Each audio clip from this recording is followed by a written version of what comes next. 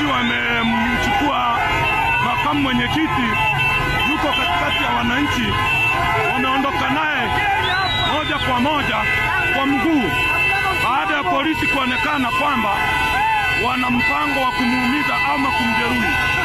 Kwa hiyo ni nani ya wananchi, watu ni wengi na wananchi wameamua kuondoka naye wenyewe kwa mguu.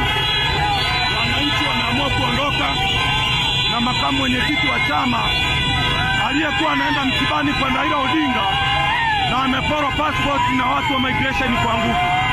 Kwa hiyo wananchi wameamua kuondoka naye kumsindikiza aweze kuondoka eneo lile, kwa sababu usalama wa eneo lile umekuwa mdogo.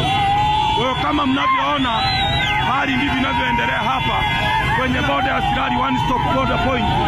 Wananchi wameamua kuondoka na Mheshimiwa John Heche kwa mguu.